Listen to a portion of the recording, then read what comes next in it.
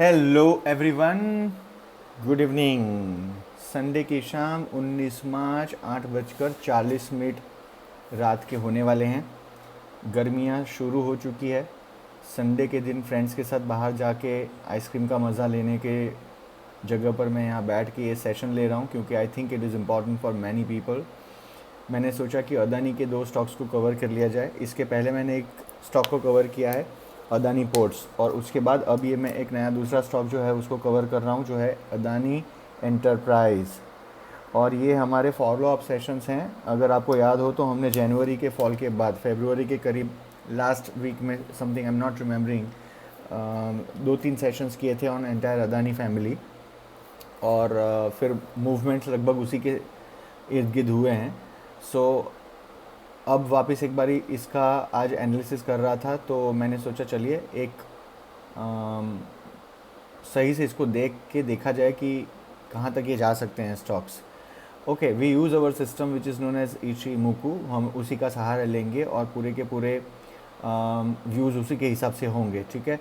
मैंने इचिमुकू का यहाँ पे मैंने चार्ट प्लॉट किया हुआ है, और आज तारीख है 19 मार्च 8:40 डेली टाइम फ्रेम है। मेरे कर्सर को देखते रहिएगा।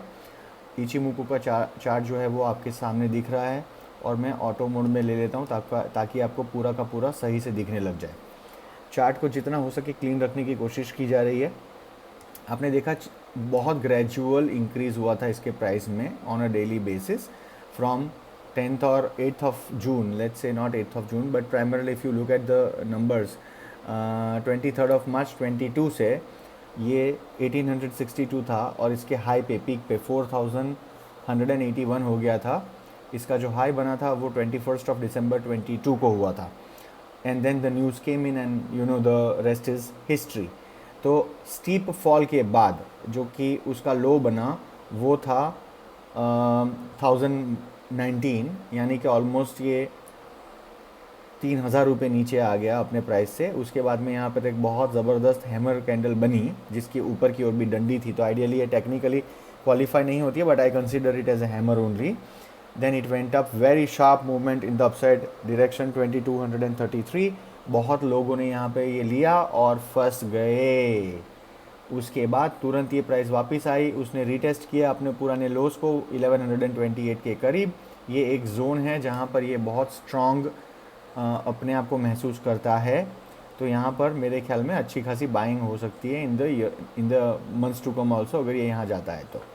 वापस ये ऊपर गया, अपना हाई टेस्ट किया 2157, और आप देखिए यहाँ पर वापस एक जोन है जहाँ पर सेलिंग आ रही है। तो लार्जली अगर हमें इसको एनालाइज करना हो on a daily time frame, daily time frame किसके लिए होती है? स्विंग ट्रेडर्स और लंबी अवधि के लोगों के लिए।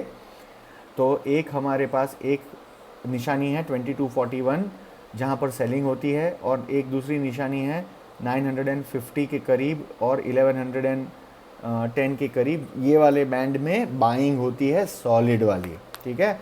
ये रेंज में आ चुका है। इचिमुकू के हिसाब से क्या हो रहा है? इचिमुकू के हिसाब से आगे का क्लाउड रेड, वो भी ऊपर का जो है सेन बी फ्लैट, सेन ए ऑलमोस्ट फ्लैट, किजुन जो है यानी कि लाल कलर की जो हमारी बेस लाइन है, जो बहुत स्ट्रॉन्ग एक कैरेक्टर होता है इचिमुकू के 5 कैरेक्टर्स में से, वो नीचे है। प्राइस जो है वो 10 कैन सेन यानी कि कन्वर्जन लाइन के बिल्कुल करीब है, वो दोनों फ्लैट है। इसका मतलब और एक छोटी रेंज बनने की यहाँ पे के चांसेस हैं, ठीक है। और चिको जो एक बहुत इंपॉर्टेंट मोमेंटम इंडिकेटर होता है, लोग इसको इग्नोर करते हैं, मुझे नहीं पता आज तक चला कि क्यों करते हैं, बट ये मोमेंटम इंडिकेटर भी प्राइस के नीचे दबा हुआ है।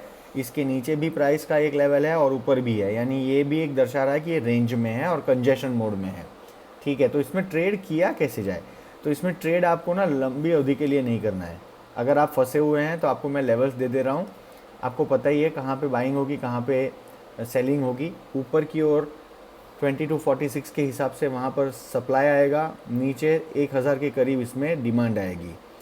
अगर आपको निकलना है तो किजुन के नीचे यानी कि यहाँ पर 1637 के नीचे क्लोजिंग आता है, जो मैंने लाल कलर की बहुत स्ट्रॉन्ग लाइन ड्रॉ की है, इसके नीचे आपको निकल जाना चाहिए। और छोटी अवधि में चलते हैं।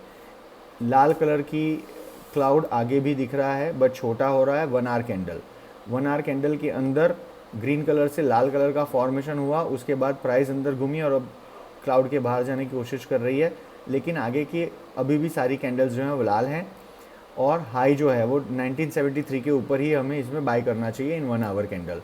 15 minutes candle again nothing very very significant, पूरा डाउनफॉल हुआ, उसके बाद इसकी एक अभी रिलीफ रैली चल रही है। आपको ऐसा बहुत देखने को मिलेगा कि स्टॉक नीचे आ गया and then starts moving up. आपको मैं दिखा देता हूँ, इसका ये स्विंग हाई था, स्विंग हाई से स्विंग लो के ऊपर आया, स्विंग हाई कहाँ था 2134, स्विंग लो था 1649, उसके बाद अभी ऊपर जाके 50% रिट्रेसमेंट पे अटक गया है। ये लगभग 61% भी जा सकता है, अगर उल्टा करेंगे तो आपको रिट्रेसमेंट दिख जाएगी। तो रिट्रेसमेंट दिखा देता हूँ चलिए। तो this was the swing low and this was the swing high, 38% 61% यहाँ पे हो रहा है इसका 1947 के करीब, जहाँ पर बहुत स्ट्रांग इसको एक रेजिस्टेंस दिखेगा। Now we don't want to trade in 1 hour also, 15 minutes also, we want to trade in 15 minutes, अरे sorry 5 minutes, 5 minutes, 3 minutes, 1 minute, ये 3 हमारी कैंडल्स हैं जिसमें हम ट्रेड करना चाहते हैं। तो अब इसमें किया जाए, अगर तो आप 5 मिनट और 3 मिनट के ट्रेडर हैं, जो कि आपको इंट्राडे में ये 2 में ही ट्रेड करना चाहिए मेरे हिसाब से, तो आप देखिए आपके पास बहुत बढ़िया मौके हैं और ये मौके मैं आपको भी दिखा दूँगा। तो ये प्राइस अभी जो चल रही है वो अराउंड 1870 है, अपसाइड रेंज है ये एक 1824 और 1917 की। तो अभी अगर डरने की कोई बात नहीं है, पहली बात, ठीक है, डरना मना है।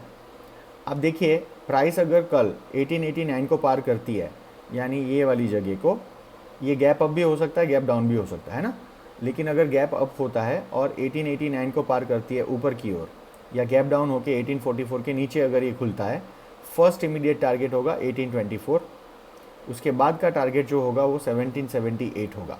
इसके ना नीचे के टारगेट बड़े खतरनाक है, तो पहले मैं ना ऊपर के टारगेट कवर कर लेता हूँ। तो अगर कल ये गैप अप होता है 1890 के ऊपर, तो फर्स्ट टारगेट 1890 वो सपोर्ट बन जाएगा, सेकंड टारगेट जो होगा वो 1917 होगा, थर्ड टारगेट होगा 1986 होगा।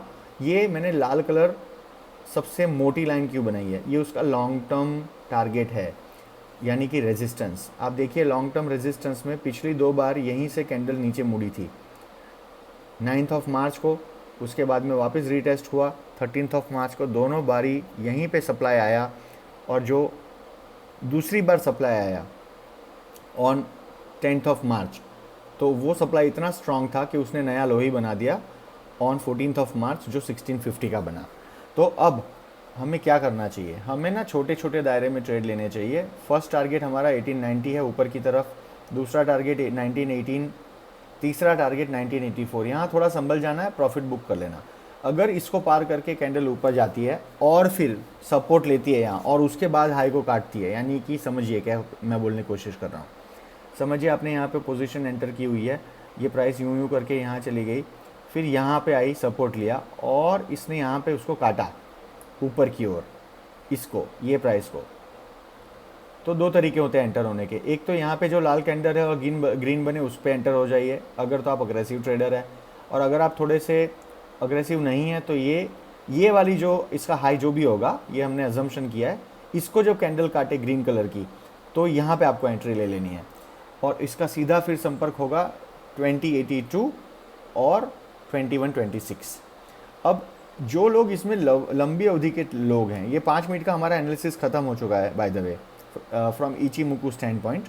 क्लाउड बड़ा छोटा सा पतला सा क्लाउड है और इसीलिए मैंने दोनों तरफ के आपको बताए हैं लेवल्स। पतले क्लाउड में आपको समझ भी नहीं आएगा, गैप अप गैप डाउन में ही क्लाउड का कलर चेंज हो जाएगा।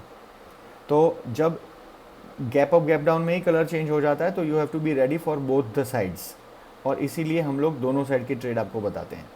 एक तो ये चीज़ हो गई। मैं डेली कैंडल पे जा रहा हूँ, बहुत इंपॉर्टेंट चीज़ बताने की कोशिश करने वाला हूँ, प्लीज़ बी वेरी केयरफुल, ध्यान से सुनिए। ये बहुत ऊपर से स्टॉक नीचे आया, 4000 रुपये के ऊपर से नीचे आया, नीचे आके इसने अपना लो बनाया 1014, उसके बाद ऊपर गया, अपना हाई बनाया 2190, उसके बाद वापस ही नीचे आया 1120, वापस ही ऊपर गया 22 के करीब, 2200 के करीब, और अब ये वापस एक रेंज में फंस चुका है। देखिए ये ना आगे की ओर तो बड़ा घना लाल कलर का क्लाउड है, जो निफ्टी में हमने जनवरी फरवरी में हम जो बोल रहे थे कि ऐसे डेंस क्लाउड्स बहुत डेंजरस होते हैं।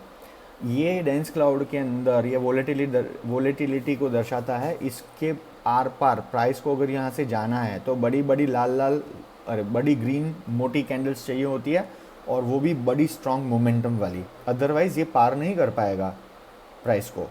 तो पॉसिबिलिटी क्या बन रही है, शायद यहाँ पे ओवर सप्लाई में वापस ये 2200 से नीचे आने लग जाए और ये वापस यहाँ पर टेस्ट करे 1070 के करीब। अब की बार अगर इसने ये 1070 को तोड़ा नीचे की ओर, तो जिसके पास ये है समझ के चलिए ये 1000 वाला स्टॉक 101% पहले तो 700 पे आएगा, और 700 के बाद इसका लंबी अवधि का टारगेट जो है वो 500 हो जाएगा। कल के कल नहीं होगा, 15 दिन में नहीं होगा, बट ये पूरी संभावना है होने की। और एक बात समझिए, जब ये न्यूज़ ब्रेक की गई थी बाय दोज गाइज, उन्होंने साफ बोला था कि 85% वैल्यूएशन इसकी इन्फ्लेटेड है, यानी 100 रुपये अगर चल रहा है तो 85% स्लैश होके इसका 15 रुपये दाम होना चाहिए फॉर द एंटायर ग्रुप। अगर तो ये यहाँ 500 के करीब आता है तो 88% ये गिर जाएगा अपने ओवरऑल हाई से, which is equal to 85% reduction in the price. ठीक है, I am not saying it will happen immediately, but you have to be very mindful. Please please please don't be emotional when stocks start breaking important levels. एक बहुत बड़ी गलती जो Indians करते हैं खासकर, वो ये होता है कि वो अपने आप को एक स्टॉक के साथ अटैच कर लेते हैं मेंटली, फिज़िकली एंड इमोशनली, और इसकी वजह से क्या होता है वो उसको बेचते ही नहीं है। Please understand, market is full of stocks. यहाँ पे अगर आप निकल जाओगे तो कहीं ना कहीं एक अच्छी मौका, कहीं और एक अच्छी अपॉर्चुनिटी बन रही होगी, आपको उसके अंदर एंटर होना है। तो ये था संक्षिप्त में हमारा आज का एनालिसिस ऑन अदानी एंटरप्राइज। ठीक है, be very careful when you trade in this stock because is a very very dangerous stock. And मैंने जो लेवल्स बताए हैं दे आर वेरी इंपॉर्टेंट, बहुत मेटिकुलसली इसको कैलकुलेट करके बनाया गया है। Be very careful, as I said again, all the very best to you. जय हिंद।